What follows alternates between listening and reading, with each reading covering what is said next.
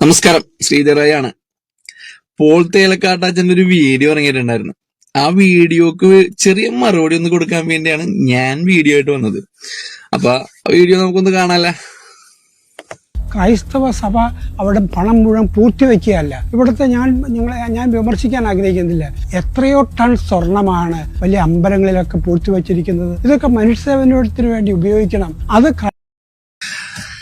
സംഭവം വേറൊന്നുമല്ല, FCRA amendment bill വന്നെന്ന് അറിഞ്ഞപ്പോഴുള്ള ഫാദറിന്റെ സംസാരമാണ്. ഹിന്ദുക്കളുടെ അമ്പലങ്ങളിൽ എന്തോരം സ്വർണ്ണമാണ് പൂത്തി വെക്കണത്, അതെന്ത് ചെയ്യണമെന്ന് അറിയണ്ടേ എന്നുള്ള ചോദ്യമാണ് ചോദിക്കണത്. അതിന്റെ ഉദ്ദേശമൊക്കെ എല്ലാവർക്കും മനസ്സിലാവും. കാരണം അച്ഛനോട് ഈ ഒരു കാര്യത്തിൽ എന്താണ് പറയാനുള്ളതെന്ന് വെച്ചാല്, അച്ഛാ ഈ പറഞ്ഞ സ്വർണ്ണമൊക്കെ ഉള്ള അമ്പലങ്ങളില്ലേ, ഇത് ഭൂരിപക്ഷം ശരിക്കും പറഞ്ഞ സർക്കാരിന്റെ കീഴിലാണ്. ഈ സർക്കാർ എന്ന് പറയുന്നുണ്ടല്ലോ, ഞാനും താങ്കളും മുസ്ലിമും സിഖും മതമില്ലാത്തവനും എല്ലാം ഉൾപ്പെട്ടാണ്.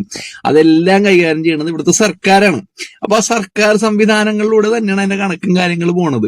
അപ്പൊ അതിന്റെ കാര്യത്തിൽ അച്ഛൻ വലിയ വ്യാകുലപ്പെടണ്ട. ഇനി ഞാൻ വ്യാകുലപ്പെടണമെങ്കിൽ ഈ ശബരിമലയിലെ സ്വർണം അങ്ങനെ എടുത്തുകൊണ്ട് പോയ പോലത്തെ കാര്യങ്ങളില്ലേ, അത് വരാൻ നേരത്ത് ഞങ്ങൾ വ്യാകുലപ്പെട്ട് നമ്മൾ ചോദ്യം ചെയ്തോളാം. അക്കാര്യത്തിൽ അതിനൊരു ബുദ്ധിമുട്ടും വേണ്ട കേട്ടാ. ഇനിയുണ്ട് കേട്ടാ, കേട്ടോ. ഫോറിൻ അക്കൗണ്ട്സ് ഉണ്ടാക്കുന്ന NGOമാര് എന്ത് രാജ്യദ്രോഹ കുറ്റമാണ് ഇന്ത്യയിൽ ചെയ്യുന്നത്? ക്രൈസ്തവരെ സംബന്ധിച്ചിടത്തോളം ഒരു ന്യൂനപക്ഷ സമൂഹമാണ് ഇന്ത്യയിൽ ഉടനീളം നടത്തുന്നത്. അവർക്ക് തീർച്ചയായിട്ടും ഫോറിൻ ഫണ്ട്സ് കിട്ടുന്നുണ്ട്. അത് ഗവൺമെന്റിന്റെ ചാനലിലൂടെ തന്നെയാണ് കിട്ടുന്നത്. അത് ഗവൺമെന്റ് നിയന്ത്രണങ്ങളുണ്ട്, അതെല്ലാം പാലിക്കാൻ തയ്യാറാണ്. അവര് നടത്തുന്നത് സ്കൂളുകൾ നടത്തുന്നുണ്ട്. ആയിരക്കണക്കിന് സ്കൂളുകളുണ്ട്, കോളേജുകളുണ്ട്, ആശുപത്രികളുണ്ട്, അനാഥശാലകളുണ്ട്. ഇതെല്ലാം നടത്തുന്നത് ഇന്ത്യക്കാരല്ലേ? ഇന്ത്യക്കാർക്ക് വേണ്ടിയല്ലേ ഈ സേവനം ചെയ്യുന്നത്? വേറെ ആർക്ക് വേണ്ടിയാണ് സേവനം ചെയ്യുന്നത്? ഇതൊക്കെ പറയണ പോലെ തന്നെ സഭകൾ മാത്രമല്ല, മറ്റുള്ള മതങ്ങളും മറ്റുള്ള സംഘടനകൾക്ക് സ്കൂളുകളും അതുപോലെ തന്നെ അനാഥാലയങ്ങളും ഈ പറയണ ആശുപത്രികളും എല്ലാം നടത്തുന്നുണ്ട്.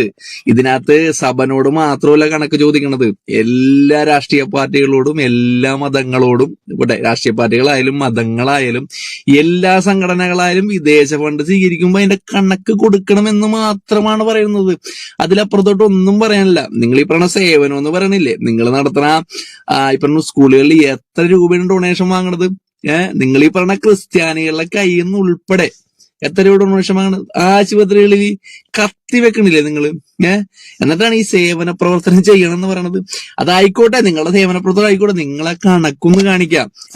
അത് പറയാൻ നേരത്ത് സഭക്ക് മാത്രം. മറ്റുള്ള എത്ര മുസ്ലിം മതങ്ങളിലുണ്ട്, ഹിന്ദു മതത്തിലുണ്ട്, സിഖ് മതത്തിലുണ്ട്, മറ്റുള്ള സംഘടനകളുണ്ട്. അവർക്കില്ലാത്തൊരു വിഷമം നിങ്ങൾക്ക് മാത്രം വന്നത് എന്താണെന്ന് അറിയുമ്പോഴാണ് ഇതിനകത്ത് എന്തോ പ്രശ്നം ഉണ്ടെന്ന് ആളുകൾക്ക് സംശയം വന്നത്. കേട്ടാ, കുറച്ചുകൂടി ഉണ്ട്, അതുകൊണ്ട് കേക്ക്. ഒരു എന്തോ ഒരു ദ്രോഹം ചെയ്യുന്നു, രാജ്യദ്രോഹം കുറ്റം ചെയ്യുന്നു എന്ന വിധത്തിൽ പരിഗണിക്കുന്നത് തന്നെയാണ് ഇവിടുത്തെ പ്രശ്നം. ഇപ്പൊ ഈ നിയമത്തിന്റെ അകത്ത്, ഞാൻ നേരത്തെ തുലാമലകളിലേക്ക് പോകുന്നില്ല, ഒരു വ്യവസ്ഥയുണ്ട്. ഇത് റിന്യൂ ചെയ്തില്ലെങ്കിൽ, ഇത് ശരിയായി കണക്ക് അവര് തന്നെ എന്തെങ്കിലും ചെയ്താൽ ഈ അതുമായിട്ട് ബന്ധപ്പെട്ട സ്ഥാപനങ്ങളെല്ലാം സർക്കാരിന്റെ അതോറിറ്റിക്ക് ഏറ്റെടുക്കാമെന്നാണ്. അങ്ങനെ പറയാൻ നേരത്തെ ഒരു വിക്കല് തന്നെ എന്താണ് അച്ഛന്? കൃത്യമായിട്ട് പറഞ്ഞൂടെ? കണക്ക് അവതരിപ്പിച്ചില്ലെങ്കിൽ അത് പ്രശ്നമാകുന്നുള്ളത് അതേ ഇതിനകത്ത് വിഷയമുള്ളൂ. ആ കണക്ക് അവതരിപ്പിക്കാനുള്ള നിങ്ങളുടെ പ്രശ്നം.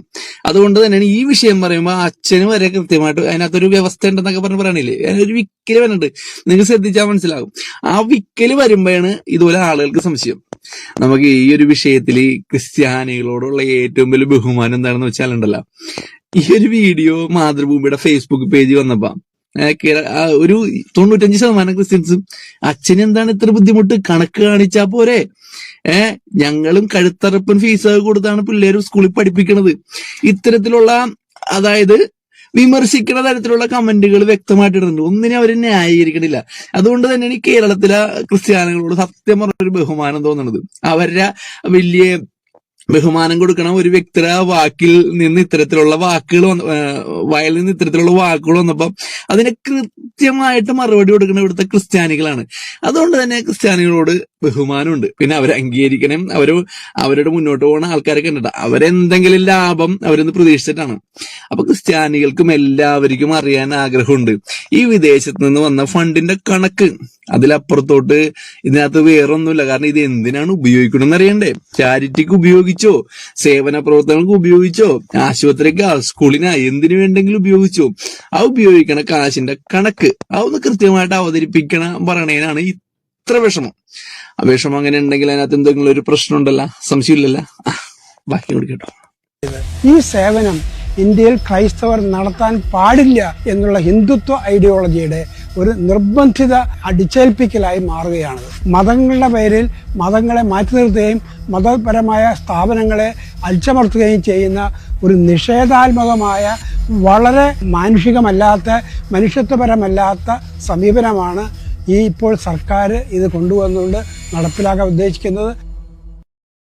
താൻ എന്തെങ്കിലും പ്രശ്നങ്ങൾ കാണിച്ചെന്ന് തിരിച്ചറിയുമെന്ന് പേടിയുണ്ടാകുമ്പോ അവസാനത്തെ എല്ലാവരും പറയണ ഒറ്റ വാക്കാണ് ഹിന്ദുത്വ അജണ്ട. എന്റെ പൊന്നച്ച, ഈ പറഞ്ഞ ഹിന്ദുക്കളും പൈസ വാങ്ങാനുണ്ട്, അവരുടെയും കൂടി കണക്ക് അവതരിപ്പിക്കണം. ഇതൊക്കെ ഹിന്ദുത്വ അജണ്ട എന്ന് പറയാൻ നേരത്ത് കുറച്ച് സപ്പോർട്ട് കിട്ടുമല്ലോ. ഇവിടെ ഹിന്ദുക്കളെ മാത്രം ഉണ്ടാക്കാൻ വേണ്ടിയാണ് സർക്കാർ എന്ന് പറയാൻ നേരത്ത് കുറച്ച് ഇത് കിട്ടുമല്ലോ. അതിനുവേണ്ടിയാണ് ഈ അവസാനം ഈ ഹിന്ദുത്വ അജണ്ട ആണ് ഇങ്ങനെ പറഞ്ഞുകൊണ്ടിരിക്കുന്നത്. ജനങ്ങൾ പഴയ പോലെ മണ്ടന്മാരല്ലെന്ന് മനസ്സിലാക്കണം. ഈ പറഞ്ഞ കേന്ദ്ര ഗവൺമെന്റും എല്ലാവരും ചെയ്യണ കാര്യങ്ങൾ ഇവിടുത്തെ വ്യക്തമായ ധാരണയുണ്ട്. അതുകൊണ്ട് ജനങ്ങൾ മണ്ടന്മാരല്ലെന്ന് അച്ഛൻ മനസ്സിലാക്കണം. ഏതായാലും ഈ ഒരു വീഡിയോസ് കണ്ടപ്പോ മനസ്സിലാവുന്ന ഒരു കാര്യം, അച്ഛനൊക്കെ എന്തൊക്കെ മറക്കാനുണ്ട്. പല കളികളും ഈ സഭയിൽ വന്ന പൈസയുടെ ഇതിൽ കളിക്കുന്നുണ്ട്. സഭാ നേതൃത്വം അത് മറ്റുള്ള തരത്തിൽ ഉപയോഗിക്കണ്ടെന്നുള്ള കാര്യത്തിൽ സംശയമില്ല. അതുകൊണ്ട് തന്നെയാണ് നിങ്ങൾക്ക് മാത്രം ഈ പേടിയുള്ളത്. അതുകൊണ്ട് ഈ ജനങ്ങളെ തിരിച്ചറിയുന്നത് മനസ്സിലാക്കണം. ഈ പറഞ്ഞ സഭയിലെ അംഗങ്ങളായ ക്രിസ്ത്യൻ സമൂഹം തന്നെ ഓപ്പണായിട്ട് മുന്നിട്ട് ഇറങ്ങിയിട്ട് ഈ ബില്ല് നടപ്പിലാക്കാൻ തന്നെ പറയണം. സംശയമില്ല. ഈ കാര്യത്തിൽ PC ജോർജിനും ഷോൺ ജോർജിനും ഒരു ബിഗ് സല്യൂട്ട് നൽകേണ്ട.